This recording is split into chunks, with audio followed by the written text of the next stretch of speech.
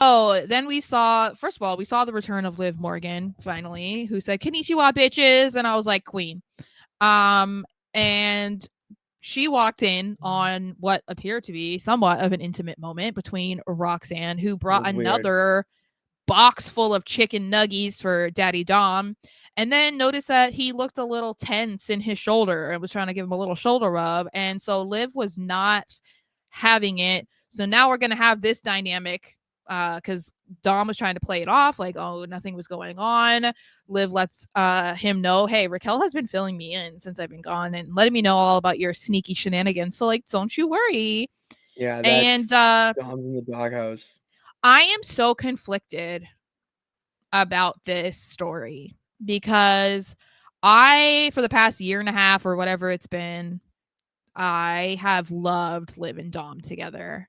I love, like, I don't know. I just love their energy, their chemistry, just like they're funny, they're entertaining. So the idea of that ending, I hate it because I'm like, oh, they're so good. I just love this.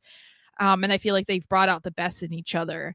But then it's like, on the other hand, I think that there's an argument to be made that like Liv has outgrown the group, like Judgment Day. You could argue that she would be better to just go and do her singles thing.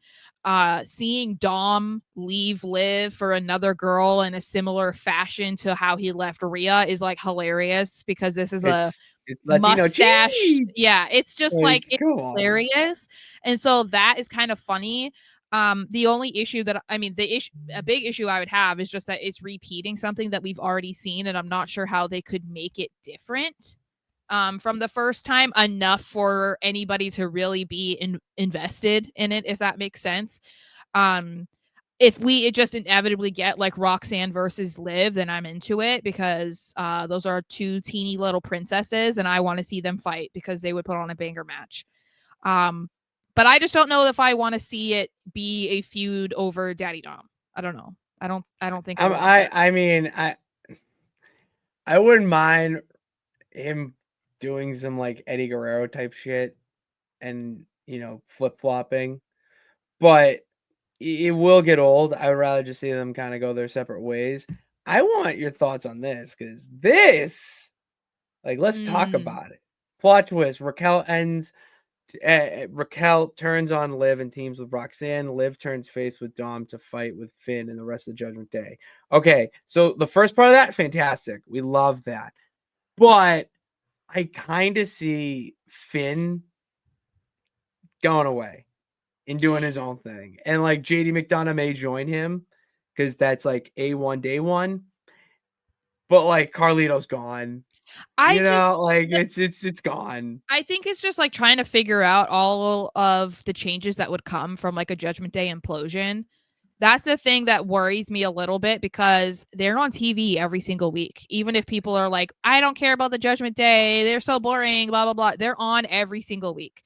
That is not something that we could have said like 2 years ago about Finn Balor, Dominik Mysterio, Liv Morgan, like JD McDonough. Like, this is not something that we could say. So it worries me that if they were to disband, what that would mean for all involved, basically, other than Dom and Liv, because they're going to be on Mm-hmm. TV every week.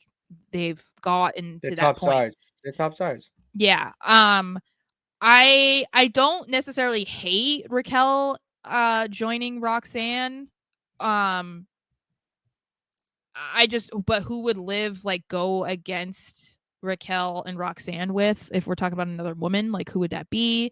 I do like the idea of Finn being a baby face again because I feel like they don't know how to use him as a heel. And he was, oh my gosh, I was watching we were watching old Royal Rumbles over the weekend with my nephew, Yeah. and we watched, which one did we watch?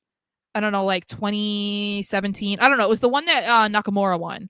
2017, 2019. Can't remember. 2018. Whatever. Okay, something in between. Um, and that was when Finn comes out, in his leather jacket to the iconic theme, and everybody is standing up to his song. And I was like, this is the Finn I miss because you guys have really bombed his heel turn. So, um, yeah, I don't know. Something is gonna happen, obviously, but I just don't know what it's going to be. Um, I don't know. I no.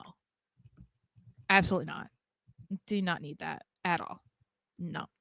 I see Finn stepping away. Face or heel, I don't know, but it's time for Finn to get away from the I Judgment do Day. love how much Finn is enjoying all of this drama. Like, I wasn't even paying attention to what Liv and Dom and Raquel and Roxanne were saying. I could not focus on anything other than Finn's cheesy little grin in the background on the couch, just It was loving. so awesome. It Oh my was God. so, oh my, that was me when friends were having beef and like drama was going. Like Mhm. I'm Finn, just like, what you gonna say next? What you gonna say next?